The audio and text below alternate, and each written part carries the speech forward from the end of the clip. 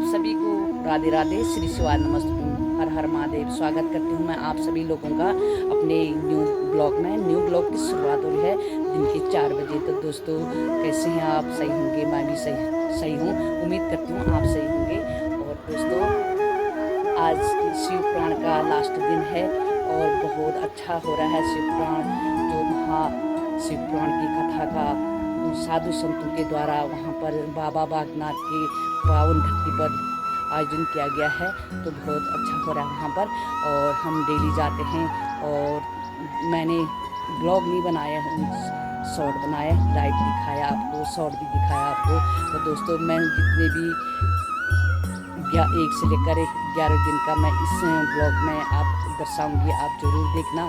तो वहाँ पर शिव जी के जितने भी भगवान श्री शंकर भगवान जी की कथा वहाँ पर बहुत अच्छा सुनाया व्यास जी ने, और संगीतकार भी बहुत अच्छे हैं। और दोस्तों वहाँ पर शिव की जितनी लीलाएं हैं, जो 12 ज्योतिर्लिंग हैं, सोमनाथ, मल्लिकार्जुन, महाकालेश्वर, अम्बेश्वर, बैजनाथ, कृष्णेश्वर और त्र्यंबकेश्वर, ओमकारेश्वर, रामेश्वर, उनकी जो लिंग की कथा हमको श्रवण कराया। तो दोस्तों दिखाती हूँ मैं आज का जो लास्ट दिन है, वहाँ पर आप उपस्थित होने को जा रही हूँ। मैं आपको सारा दिखाऊंगी वहाँ पर, और आप जरूर देखना, लाइक सब्सक्राइब करना मत भूलना और शेयर कर देना, ताकि आपके मित्र लोग और दोस्त लोग देख पाए हमारे भगवान शिव के शिव पुराण की कथा। आप जरूर देखें और जो अपने मित्रों को भी दिखाएं।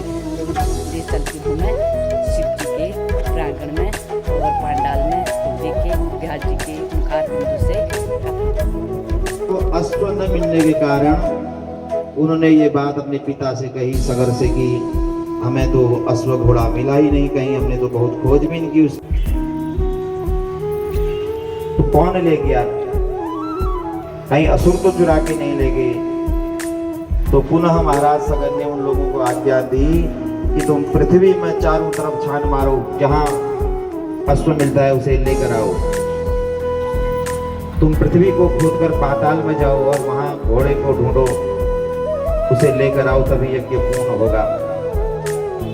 तो ऐसा वर्णन आता है कि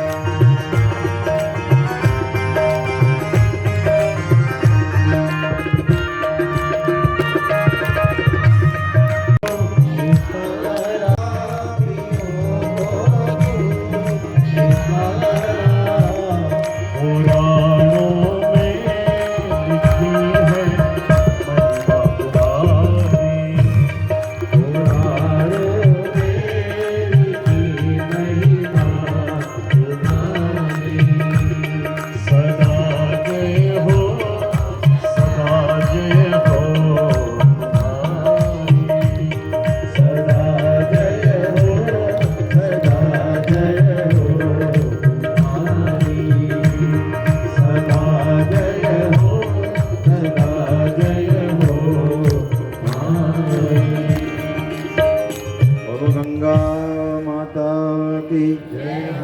तो यही वो गंगा सम्रांत जनता को निमंत्रण भी है।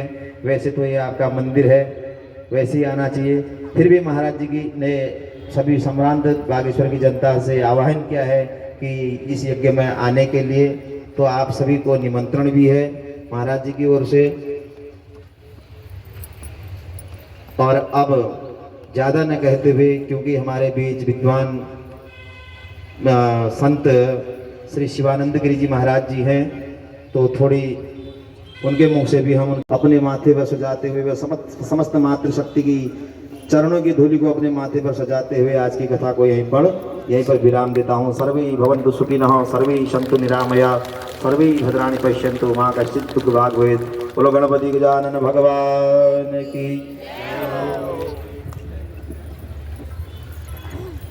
ओम श्री गुरुभ्यो नमः। देवो महेश्वरा गुरु साक्षात् परब्रह्म तस्मै श्री गुरुवे नमः। आज हमारे बीच मेरे गुरुदेव श्री कोटेश्वर महादेव मंदिर के मठाधीश यहाँ पर उपस्थित हैं। मैं गुरुजी को बारंबार प्रणाम, उनके चरणों में प्रणाम करता हूँ। वो गढ़वाल मंडल में जितने भी संत कुटी हैं, जितने भी आश्रम हैं, सबका नेतृत्व करते हैं। और हमारे बीच हरिद्वार से आए हुए महाराज जी श्री महेंद्र सेक्रेटरी, जिनका आश्रम सोनीपत में भी है और इनका भी जन्म यहीं गरुड़ का ही है। जन्म जहाँ की भूमि स्वर्ग से महान है। और इनका आश्रम बहुत भव्य आश्रम हरिद्वार में है। और अभी एक 12 तारीख को महाराज जी ने भीमताल में भी एक भव्य आश्रम का निर्माण कर सभी भक्तों के लिए आने जाने वालों के लिए सुविधा प्रदान की है। ऐसे हमारे बीच आए श्री महंत मनसा गुरु जी महाराज का मैं एक बार पुनः अभिनंदन करता हूँ। इस मंच से हमारे बीच नदी गांव में गणेश मंदिर में अपनी सेवा देते हैं। कुछ समय महाराज जी ने 10 साल जूना अखाड़ा यहीं बागेश्वर में भी सेवा दी, उनको भी यहाँ पर मौका मिला। क्योंकि ये दत्त की धड़ा है, दत्त का धड़ा है।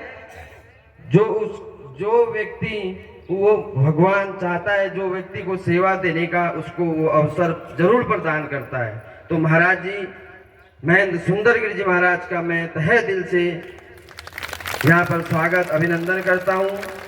और अभी हमारे बीच ये नन्हे कलाकार आए हैं, थोड़ा सा इनकी प्रस्तुति देख लें, उसके बाद गुरुजी अपना आशीर्वचन आपको देंगे। तत्पश्चात आपको फिर जाना नहीं है, आपको 7 साढ़े 7 बजे तक का कार्यक्रम है, सब व्यवस्थित होगा।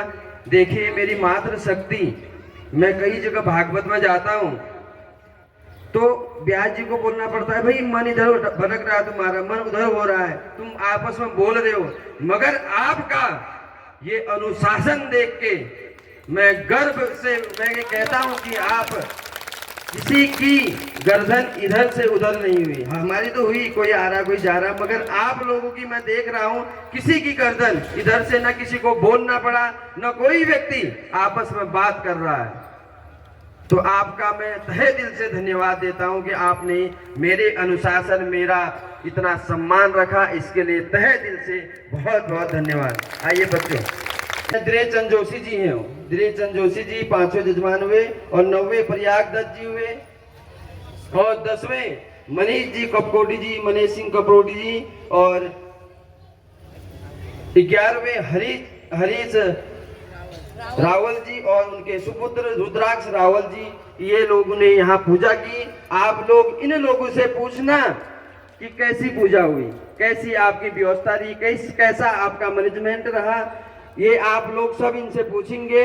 उसी प्रकार जब आगे ये कार्य होगा, आप लोग भी यहाँ निरंतर यहाँ पूजा में बैठेंगे, आप अपना पूरा सहयोग हमें देंगे, मुझे ये आशा है। और एक बार मैं यहाँ पर हमारे सबसे पहले तो यहाँ मैं हरीश सिंह बिष्ट जी को बहुत बहुत धन्यवाद देता हूं। उन्होंने यहाँ इतनी बारिश, उनका बहुत नुकसान हुआ 28 तारीख को, वो उसको मद्देनजर रखते हुए भी मुझे उन्होंने यहाँ टेंट की सुविधा दी, बिना घबराए, और अपने आदमी दिए। और हमारे हिमांशु भैया, इनका मैं बहुत बहुत स्वागत करता हूँ। महाराज जी आप एक बार आ जाइए ऊपर, इनका स्वागत कीजिएगा। और कल, क्योंकि कल आप क्या पता होंगे नहीं यहाँ पर मंच में, तो इसलिए एक बार इनका सबका मैं स्वागत करना चाहता हूँ। और एक बार हमारे जो संगीत के कलाकार हैं उनका भी बहुत बहुत स्वागत करना चाहता हूँ मैं।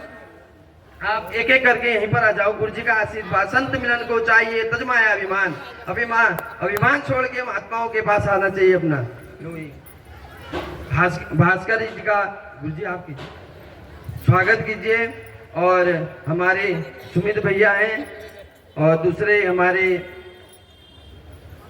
आकाश जी हैं, और पियानो में हमारे चंचल जी हैं, और लक्ष्मण सिंह जी, और मेरे आचार्य बंधु भी आ जाएं, वो भी हमारे लिए बहुत धन्य, क्योंकि वही मेरा अनुष्ठान पूरा कर रहे हैं। उन्हीं के द्वारा जब मुखार बिंदु से मंत्रों का उच्चारण, ब्राह्मण के मुखार बिंदु से जब मंत्रों का उच्चारण होता है, तभी आपकी पूजा सफल होती है। एक बार सभी लोगों का मैं बहुत बहुत धन्यवाद देता हूं। अब इसके बाद आरती होगी। आज व्यास जी ने आपको बताया,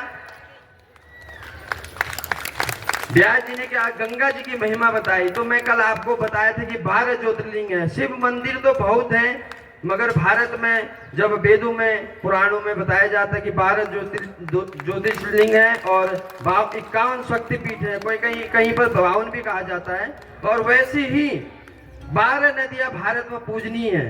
हजारों नदियां हैं भारत में, मगर भारत में 12 नदियां पूजनीय हैं। गंगा, सिंधु, सरस्वती, यमुना, गोदावरी, नर्मदा, कावेरी, सरयू, महेंद्र तनया, धर्मावती, वेदिका, क्षिप्रा, विप्रवती, महासुर नदी, ख्यात्रा, चया, गंडकी, पूर्णा, पूर्ण जले समुद्र सहितम कुर्वन्ति नो मंगलम। ये सब जाके यहाँ उनकी यात्रा हिमालय से, पहाड़ों से आकर के वो समुद्र में अपना मिलन करती है, महासागर से। ऐसी हमारी नदियाँ, ये हमारी सरयू नदी आपके सामने बहती है, ये भी एक पूजनीय नदी है। आप जितना महत्व गंगा जी का है आप समझिएगा, इतना ही महत्व हमारे सरयू जी का भी है। आप इसका भी गंगा जल, जैसे गंगा जी में गंगा जल यूज करते हैं, आप इसको भी यूज कर सकते हैं। भगवान ने आपको दोनों चीज दी है, यहाँ पर शिव मंदिर भी और गंगा जी भी यहाँ पर दी है। आप बड़े भाग्यशाली हैं। और एक मैं बात बताना चाहता हूँ, एक पट्टा दे दे। और ये हमारे हिमांशु जी हैं, इन्होंने हल्द्वानी से आकर के यहाँ हमको पूरा कोऑपरेट किया। और अगर मेरे इस अनुष्ठान से किसी को मन, कर्म, वचन से कोई कष्ट पहुंचाओ, क्योंकि कहीं पर किसी को शोर भी पसंद नहीं होता है, मैं उनसे भी तहे दिल से मैं क्षमा करता हूं। मैं ये राम काज के लिए मेरा जीवन हुआ है। अगर आपको क्योंकि आजकल बिना माइक के भी कुछ काम होता नहीं, कोई सुनेगा ही नहीं, तो ये भी लगाना बहुत जरूरी है।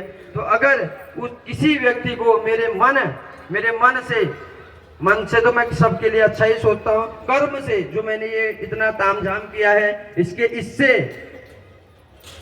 अगर किसी को कष्ट हुआ है तो उसके लिए मैं तहे दिल से क्षमा प्रार्थी हूँ। उसके लिए मैं, क्योंकि कई लोग बीमार भी होते हैं, बाजार का मामला है ना, तो आप लोग इसी प्रकार। और आपका अनुशासन देखा आपने यहाँ माताओं का, किसी से वो एक दूसरे, उनको फुर्सत ही नहीं हुई यहाँ से कि बात करूं मैं एक के बाद एक कार्यक्रम।